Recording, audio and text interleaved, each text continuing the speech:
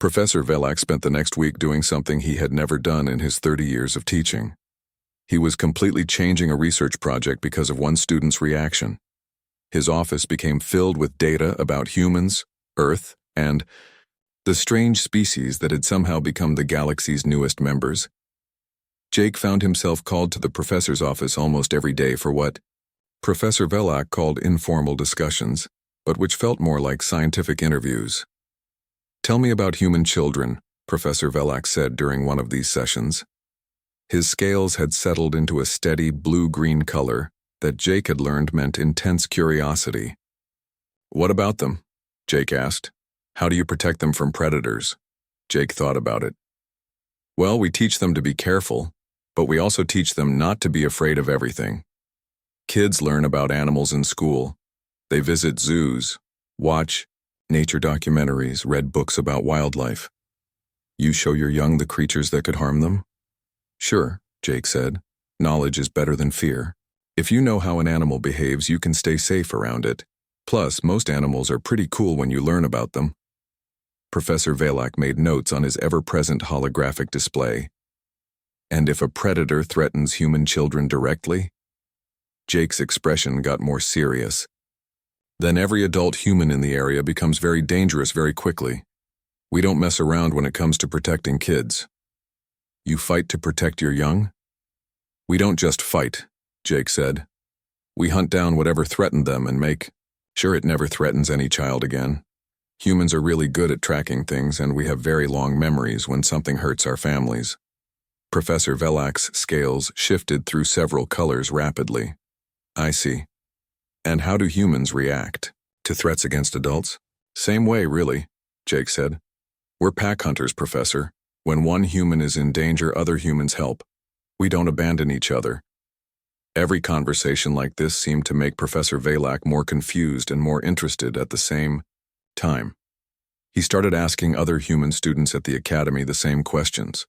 There were only 12 humans total, but their answers were all similar to Jake's. Lisa Carter, a student from Texas, told Professor Velak about how her grandfather had relocated a whole family of bears that were getting too close to their town. "Grandpa didn't hurt them," she explained. "He just moved them to a place where they'd have more space and wouldn't bother anybody." "He moved bears?" Professor Velak asked. "Oh, sure," Lisa said. "Grandpa was a wildlife expert.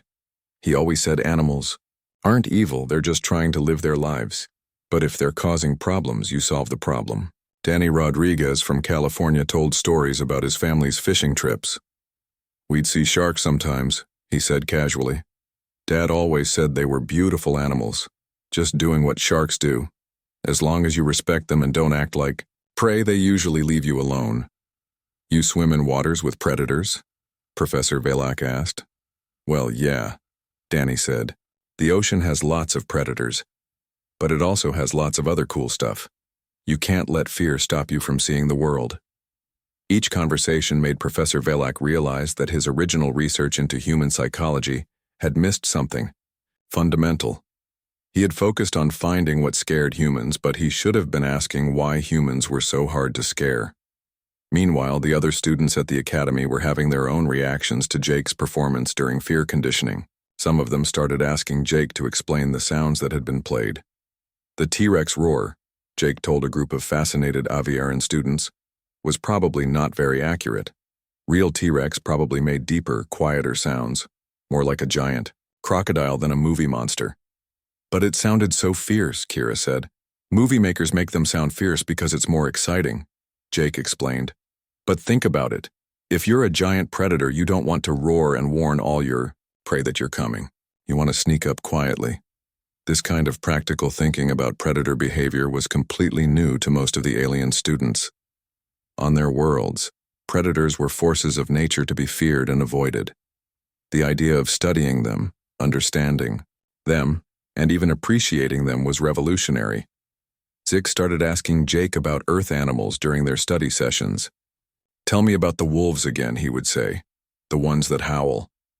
"Wolves are pack animals like humans," Jake would explain. "They take care of their families, they work together to solve problems, they even play games. The howling is how they talk to each other across long distances. But they kill things." Zix pointed out. So do humans, Jake said. So do Catherians when you think about it. You eat those protein pods, right? Those used to be living organisms on your world. Zix's clicking slowed down as he thought about this. I never thought of it that way. Everything eats something else, Jake said. That's just how life works. The important thing is not being cruel about it. Word of these conversations reached Professor Velak, who started recording them for his research. He was beginning to understand that humans had a completely different relationship with the concept of predation than any other species in the known galaxy. Mr. Morrison, he said during one of their sessions, I have been studying the military records of species across the galaxy. Most civilizations develop weapons and armies to defend against other civilizations, but humans seem to have developed these things to fight against your own planet. What do you mean? Jake asked. Your weapons, your tactics, your strategies, Professor Velak explained. They are all designed to fight creatures that are faster, stronger, more numerous, or better armed than humans. Every other species develops military technology to fight enemies similar to themselves. Humans developed military technology to fight enemies that were superior to you in every way except intelligence. Jake thought about this. I guess that makes sense. Early humans had to deal with saber-toothed tigers, cave bears, giant wolves, and other things that could kill us easily in a straight fight. We had to be smarter and work together to survive. And this is why predator sounds do not frighten you, Professor Velak said, like he was solving a puzzle. To humans, predators are not unstoppable forces of nature. They are problems to be solved. Exactly, Jake said. Every predator has weaknesses. Every problem has a solution. You just have to be smart enough and determined enough to find it. Professor Velak was quiet for a long moment. Then he asked, Mr. Morrison, what happens when humans encounter a problem that cannot be solved? Jake smiled. We don't really believe in problems that can't be solved. We just believe in problems we haven't figured out yet. That evening, Professor Velak called a meeting with the other faculty members. The conference room was filled with representatives from dozens of species, all curious about the human students and their unusual reactions to standard psychological conditioning. Colleagues, Professor Velak began, I believe we need to completely reconsider our approach to teaching human students. Our standard methods are not just ineffective, they may be counterproductive. How so? Asked Professor Zelana, a crystalline being who taught mathematics.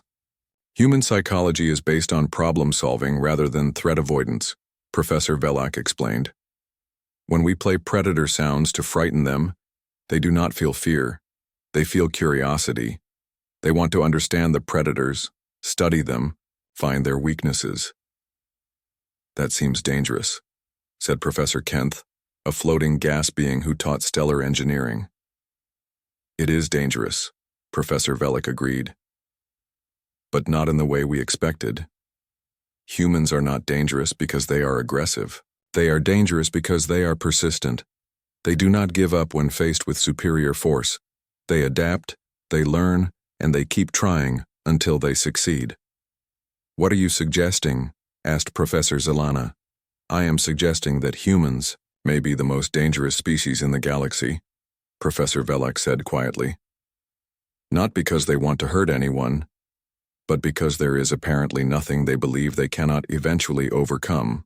The faculty meeting went on for hours, but the conclusion was clear. The Academy's approach to human students would need to be completely redesigned. Standard fear conditioning was useless. Standard threat assessment protocols did not apply. Even standard friendship and alliance building might need to be reconsidered. Meanwhile, back in his dorm room, Jake was helping Zix with his xenobiology homework, completely unaware that he was being discussed as potentially the scariest thing in the known galaxy. I still don't understand, Zix was saying, how humans can be friends with predators. It's easy, Jake said, scratching behind the ears of a small creature that had followed them home from the Academy gardens. It looked like a cross between a cat and a lizard with soft fur and tiny scales. You just have to understand what they need and show them you're not a threat. The creature purred like a cat and curled up in Jake's lap. See? Jake said. Friendship. Jake sat in Professor Velak's office, looking at walls covered with certificates and pictures of the professor with important-looking aliens from across the galaxy. The professor himself sat behind a desk that seemed too small for his large reptilian frame. His scales were still that strange purple-silver color, and Jake was beginning to suspect that meant something bad. Mr. Morrison, Professor Velak said slowly, in 30 years of conducting fear conditioning sessions, I have never seen a response like yours. I'm sorry if I disrupted the class, Jake said. I didn't mean to laugh, it just kind of happened. But that is exactly what concerns me, Professor Velak said. He pulled up a holographic display showing brain scans and heart rate monitors. We monitor all students during the sessions. Look at this. Jake looked at the display. He could see readings from all the different species during their fear segments. The Eviran students showed rapid heartbeat and stress hormones. The Catherian readings showed defensive neural patterns. The Saurian students displayed classic fight-or-flight responses. Then, Professor Velak showed Jake his own readings during the human segment. Your heart rate actually went down, Professor Velak said, sounding confused. Your stress hormones decreased.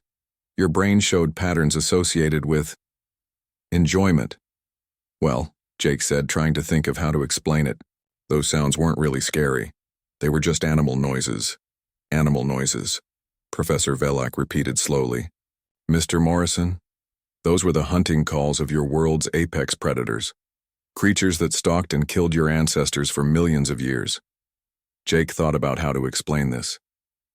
Professor, most of those creatures are extinct. The ones that aren't, we've kind of figured out how to deal with. Lions and bears and wolves can be dangerous, but they're also just animals trying to live their lives. Professor Velak's scales shifted to an even stranger color. Just animals? Yeah, Jake said. I mean, they're not evil or anything. They hunt because they need food. Bears mostly eat fish and berries. Wolves hunt in packs, but they also take care of their families and play with their pups. Even big cats spend most of their time sleeping. Professor Velak stared at Jake for a long moment. Mr. Morrison, are you telling me that humans are not afraid of predators? Not really, Jake said. I mean, we're careful around dangerous animals, but we're not terrified of them. We study them, put them in nature documentaries, visit them in zoos. Some people even keep smaller versions as pets. Pets, Professor Velak said faintly. Oh yeah, Jake said, pulling out his phone to show pictures. This is my dog, Rex. He's part wolf, actually. And this is my neighbor's cat, Mr. Whiskers. He's got some wild cat DNA. Professor Velak looked at the pictures like Jake was showing him weapons of mass destruction. You live with predators voluntarily? Well, dogs and cats aren't really predators. Anymore, Jake explained. We've been friends for thousands of years. They help us. We take care of them. It works out pretty well. Professor Velak was quiet for a long time, looking at his data displays, and then back at Jake. Mr. Morrison, I need to ask you something important. What sounds would actually frighten a human? Jake thought about it seriously. Well, there are some sounds that make us uncomfortable. Nails on a chalkboard is pretty awful.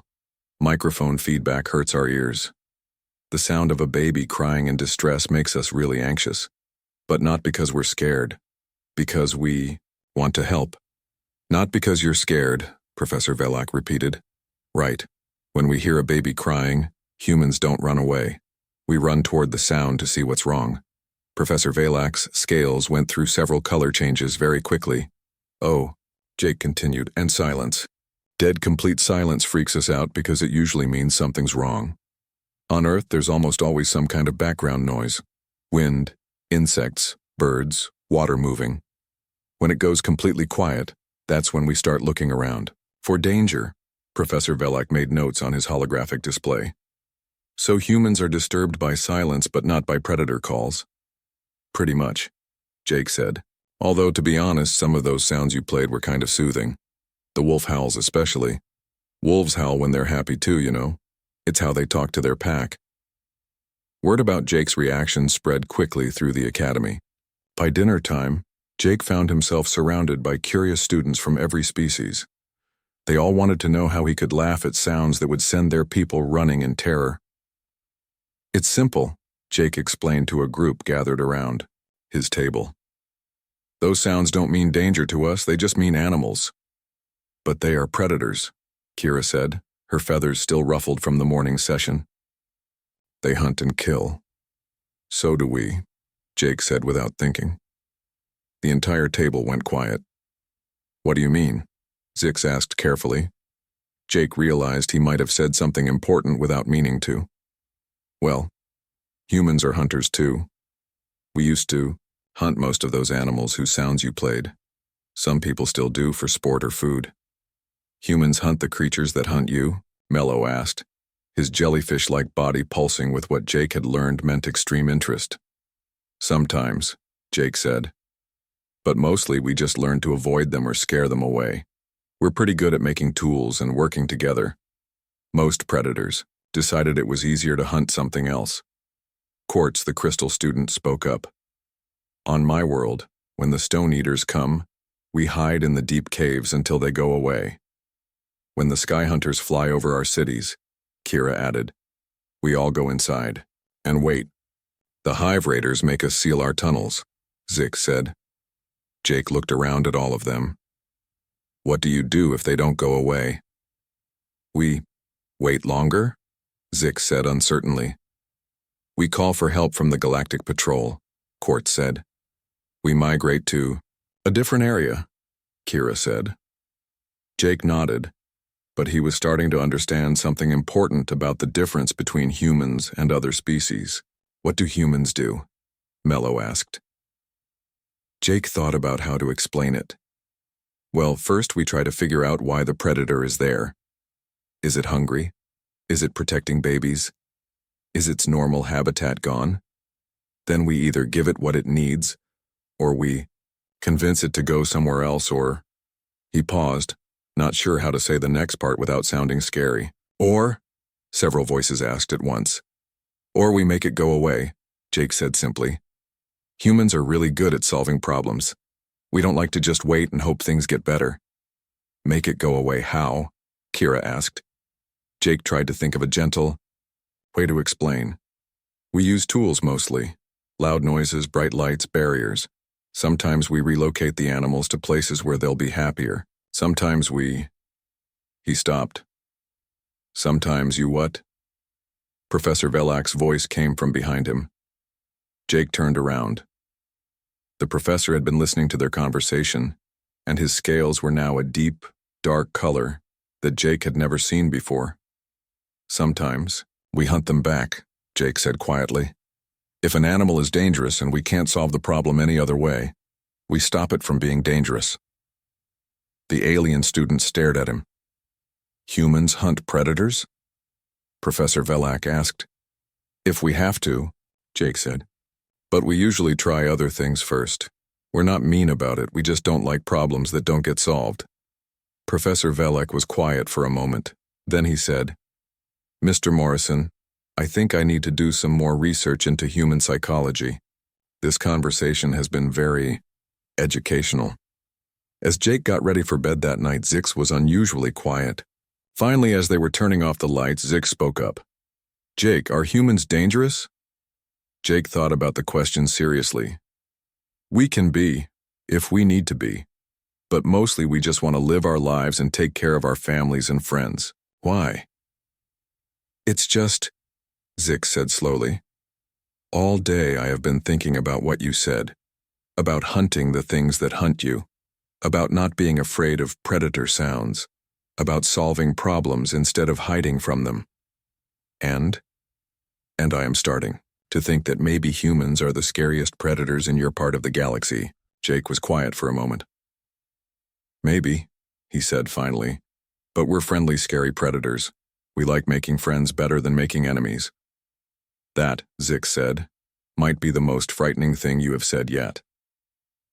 Outside their window, the 3 suns of the Zeridia system were setting, and Jake could hear the night sounds of dozens of different alien creatures. But for the first time since arriving at the academy, those sounds reminded him of home. 2 weeks passed quickly at Zeridia Academy. Jake had gotten used to his strange new life. He learned that the floating jellyfish students needed to stay wet, so there were water pools all around the school. The crystal students ate light instead of food, spending their lunchtime sitting under special lamps. The bird students slept standing up on high perches in their rooms. Jake's classes were interesting but different from Earth School. In galactic history, he learned about wars between star systems that happened before humans even knew there were other planets with life. In xenobiology, he studied creatures so strange that Earth's weirdest animals seemed normal. Math class used number systems that had colors instead of just digits. But the thing all the students talked about most was fear conditioning. It happened every few weeks, and everyone seemed both scared and excited about it. Even the older students who had been through it many times still got nervous when the day came. It is very important for learning, Zix explained as they walked to their morning classes. Professor Velak says that fear is the greatest teacher. How does it work exactly? Jake asked. They play sounds, said Kira, who was walking with them. Her orange feathers were duller than usual, which Jake had learned meant she was worried. Sounds from our home worlds, sounds of the things that used to hunt our ancestors. And this helps you learn, Jake asked. When you face your deepest fears, and survive, Mello added, floating alongside them, you become stronger. You can think more clearly in dangerous situations. Jake nodded, but he was curious more than worried. On Earth, people used fear for entertainment all the time. Horror movies, haunted houses, roller coasters. It seemed strange that other species were so serious about it. That afternoon, Professor Velak announced that the first fear conditioning session would happen the next day. Jake watched as all his classmates became quiet and nervous. Zix spent the evening clicking softly to himself, which Jake had learned was something Catherians did when they were anxious. Are you scared? Zix asked Jake as they got ready for bed. Not really, Jake said honestly. I'm more curious than anything. Curious? Zix's big black eyes stared at Jake. But they will play the sounds of your world's predators, the things that hunted your ancestors. I guess we'll see, Jake said. The next morning, all the students gathered in a large round room deep inside the academy. The walls were designed to make sounds louder and clearer. There were no windows, and when the doors closed, the room became very dark. Professor Velak stood in the center of the room. His scales were a deep red color, which Jake had learned meant Saurians were being very serious. Students, his voice echoed around the room. Today you will hear the sounds that your species fears most. Do not try to fight the fear. Let it come. Learn from it, and grow stronger. The lights went completely dark.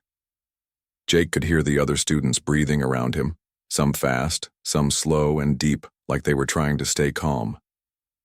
We will begin with our Aviaran students, Professor Velak announced. The speakers around the room came to life with a sound that made Jake's skin crawl, but not from fear. It was like a mix between an eagle's scream and a jet engine. The sound started soft, but got louder and more fierce. Jake could hear the bird students around him making small, frightened sounds. Kira was sitting near Jake, and he could hear her breathing very fast. Other Aviaran students made clicking sounds with their beaks, which Jake knew was a sign of extreme stress. The Sky Hunters of Aviara, Professor Velak's voice explained over the sounds. Before your people learned to fly higher than they could reach, these creatures ruled your skies. The sounds went on for 10 minutes, building to a crescendo of hunting calls that seemed to come from directly above. Jake could understand why the bird students were scared. The sounds really did make it feel like something huge and dangerous was flying overhead looking for prey. When the Aviaran segment ended, there was a moment of quiet. Jake could hear some of the bird students breathing hard like they had just run a long distance. Now our Catherian students, Professor Velak announced. The new sounds were completely different. They started with a deep drumming that Jake could feel in his chest. Then came clicking sounds, but not the gentle clicking that Zix made. These were sharp, angry clicks mixed with what sounded like metal scraping against metal. Zix curled up next to Jake, pulling his arms tight against his body. Around the room, Jake could hear other Catherian students making scared clicking sounds. The soldier castes of ancient Catheria, Professor Velak explained. When hive territories overlapped, these sounds meant war and death. The clicking got faster and louder, mixed with sounds that Jake imagined came from huge insects fighting each other. It was actually pretty impressive from a technical standpoint, but Jake found himself thinking about how much work it must have taken to record and mix all these sounds. After 10 minutes, the Catherian sounds faded away. Jake patted Zix gently on what he thought was probably the creature's shoulder. Zix made a small, grateful clicking sound. "Our Saurian students," Professor Velak said, and for the first time his voice sounded a little less steady. These sounds, Jake recognized more easily. They were like dinosaur sounds from movies, but deeper and more real. Huge, roaring voices that seemed to come from creatures the size of buildings. There were splashing sounds, too, like something massive moving through water and the sound of trees breaking. Even Professor Velak seemed affected. Jake could hear his breathing change, becoming slower and more controlled, like he was working to stay calm. "The great predators of ancient Sauria," Professor Velak said, his voice slightly strained. "Before our people built the first cities, these ruled the swamplands." Jake listened to the sounds with interest. They reminded him of nature documentaries or the dinosaur movies he loved watching. The sound design was really good. Whoever had put this together knew how to make scary monster sounds. Finally, after the Saurian sounds faded, and a few other species had their turns, Professor Velak announced the last group. "Our human student," he said. "We have researched your world's predators carefully." Jake sat up straighter, curious to hear what they had found. The speakers crackled to life with a sound Jake recognized immediately. It was a Tyrannosaurus Rex roar, probably from one of the Jurassic Park movies. Then came sounds that were supposed to be saber-toothed tigers, dire wolves howling, and what sounded like a recording of a crocodile mixed with some kind of prehistoric monster. Jake waited to feel scared, but instead something completely unexpected happened. He started to smile. The T-Rex sound was pretty good, but Jake had heard better ones in movies. The saber-toothed tiger just sounded like a regular big cat to him. And the dire wolf howls reminded him of the wolves at the zoo back home, who howled like that when they were happy or calling to their pack. As the sounds continued, mixing and roaring, bears, screaming eagles, and what was probably supposed to be some kind of prehistoric sea monster, Jake felt his smile get bigger. The whole thing was kind of silly when he thought about it. These were just animal sounds and not even very scary ones. The T-Rex might have been dangerous, but it was also extinct. Modern bears and wolves and big cats could be dangerous, but they were also beautiful animals that most people loved watching on nature shows. And then Jake did something that he probably should not have done but could not help. He laughed. It started as a small chuckle, but as the sounds got more dramatic and over the top, his laughter got louder. When they played what was obviously supposed to be the most terrifying sound of all, some kind of mix between a dragon roar and a monster truck, Jake laughed so hard he had to hold his sides. Around him in the darkness, he could feel every other student in the room turning to stare at him. The sounds were still playing, but Jake's laughter was now loud enough to be heard over them. "That's a pretty good T-Rex," he whispered to himself, still chuckling. Though honestly, most scientists think they probably sounded more like giant chickens. The fear conditioning session ended abruptly. The lights came on, and Jake found himself surrounded by dozens of alien faces all staring at him with expressions of complete confusion. Professor Velak stood in the center of the room, his scales now a color that Jake had never seen before, something between purple and silver that seemed to shift in the light. "Mr. Morrison," he said slowly, "please see me in my office after class." Jake Morrison stepped off the transport ship and looked up at the huge building in front of him. Zeridia Academy was bigger than anything he had ever seen on Earth. The walls were made of some kind of blue metal that seemed to glow in the light of 3 different suns. Tall towers reached up into the purple sky, and strange flying creatures moved between them like living rainbows. He grabbed his bag and walked toward the main entrance. Other students were walking around him, but none of them looked human. Group of tall bird-like creatures walked by, their feathers making soft sounds as they moved.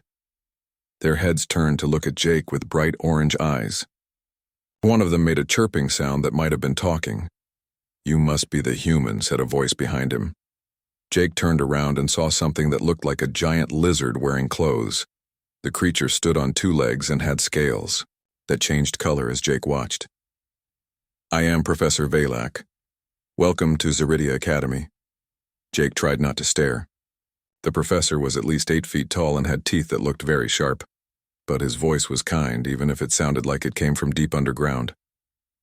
"Thank you, Professor," Jake said. "I'm Jake Morrison from Earth." "Yes, we have been waiting for you," Professor Valak said. "You are part of the first human group to study here. This is very exciting for all of us." They walked through the entrance hall together.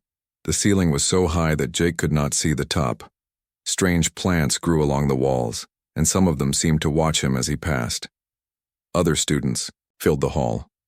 Jake saw creatures that looked like they were made of living crystal, others that seemed to float instead of walk, and some that had too many arms to count. "Do not worry," Professor Valak said, seeing Jake look around. "Everyone here is friendly. We all want to learn from each other." They stopped at a desk where a creature that looked like a walking tree gave Jake a small device. "This will help you understand what others are saying," Professor Valak explained, "and it will help them understand you." Jake put the device in his ear. Right away, he could hear the sounds around him becoming words. The bird creatures were talking about their flying class. The crystal beings were discussing mathematics. Even the plants on the walls were whispering to each other about the weather. "Amazing," Jake said. "Wait until you see your room," Professor Valak said, with what might have been a smile. It was hard to tell with all those teeth. They walked through long halls filled with more strange sights. Jake saw classrooms where students were learning to control gravity, labs where they mixed chemicals that made pretty colors, and a huge room where creatures were practicing making music with sounds that hurt Jake's ears but seemed beautiful to everyone else. Finally, they reached a door that opened by itself when Jake got close. Inside was a room with 2 beds, 2 desks, and a window that looked out over the academy grounds. One bed was normal size.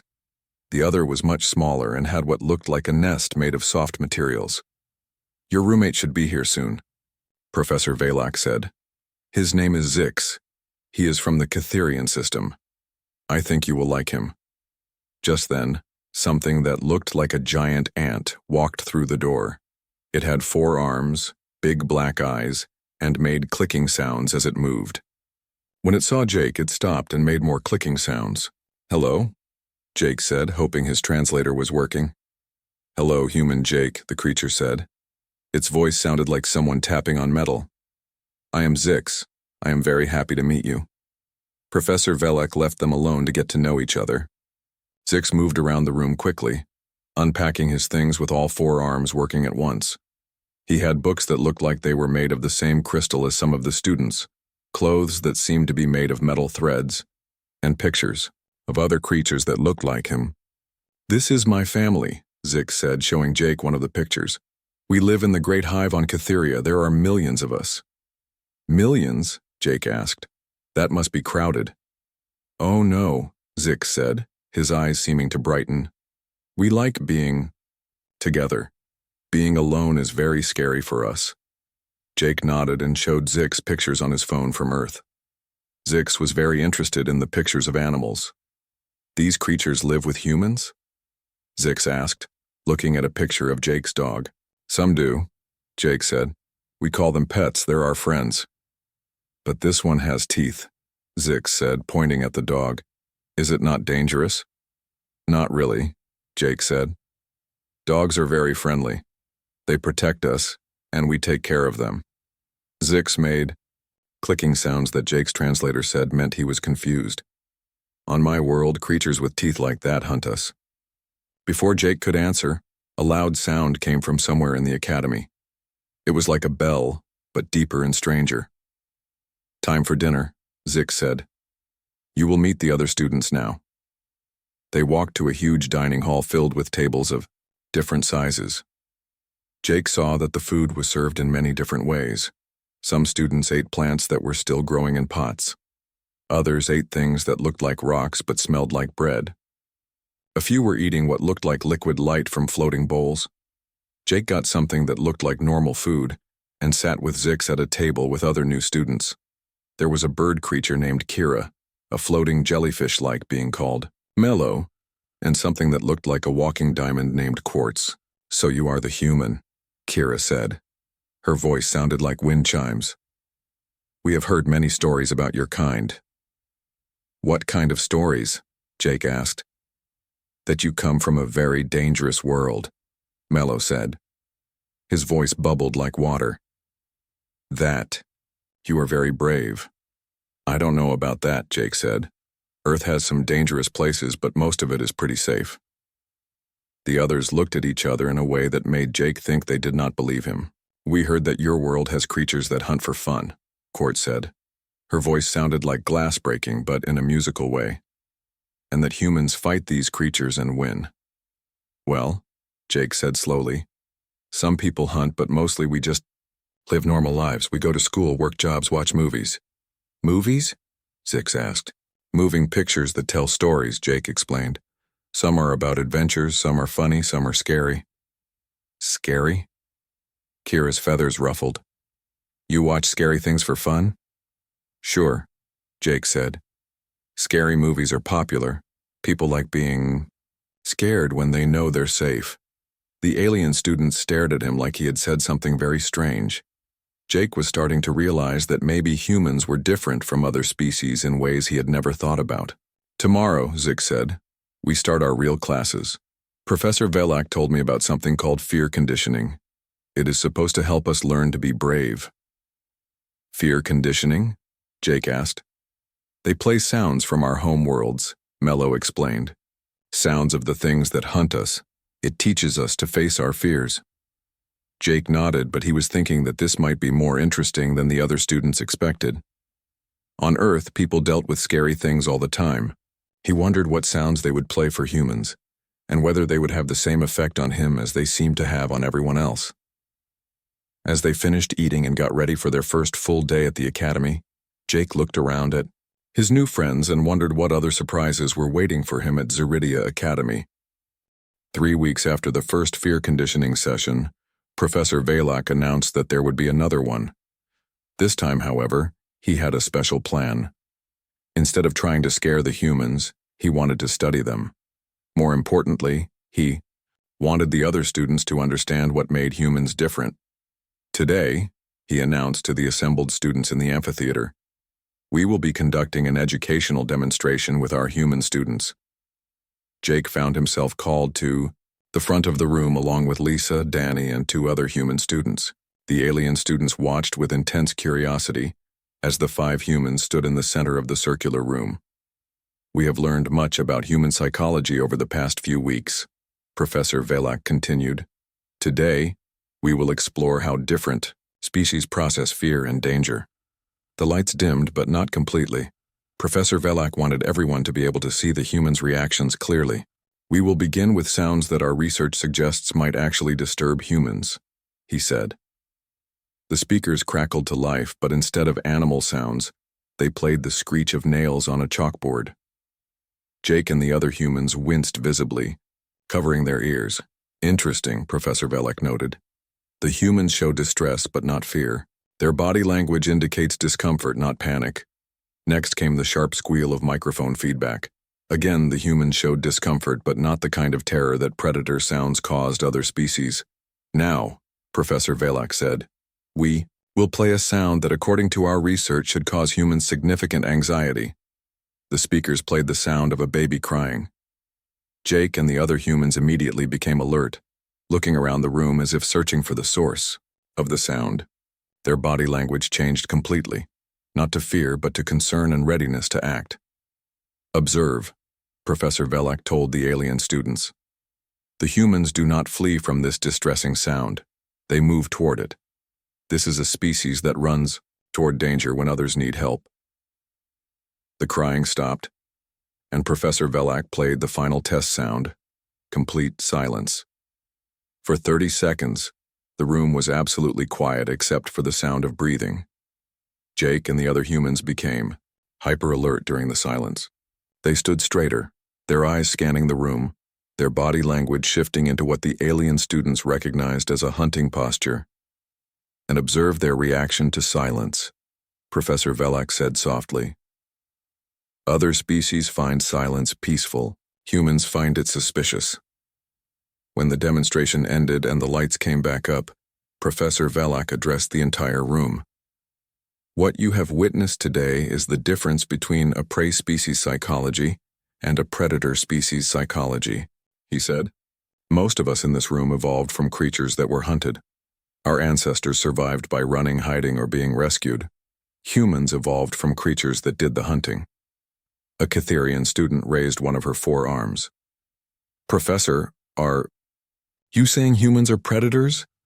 I am saying that humans are persistence predators, Professor Velak replied. They are not the strongest or fastest hunters, but they are the most determined. When a human decides something needs to be done, they do not stop until it is accomplished. Jake found himself speaking up. Professor, we're not trying to be scary. We just don't like giving up on things. And that, Professor Velak said, is exactly what makes your species so remarkable and so dangerous. An Aviaran student asked, but if humans are predators, why are they so friendly?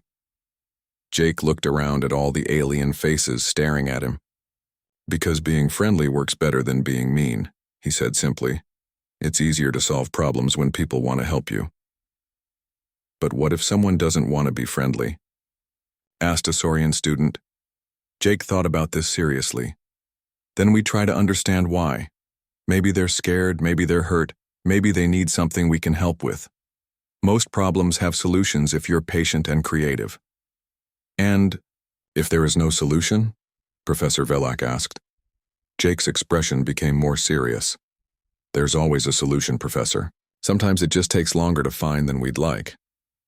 What if the solution requires violence? Professor Velak pressed. Jake was quiet for a moment, and the other humans nodded like they were thinking about the same thing. Humans don't like violence, Jake said finally. We're actually pretty bad at it compared to most predators. We're small, we're not very strong, we don't have claws or big teeth. But if something threatens our families or our friends, we get very creative about solving that problem.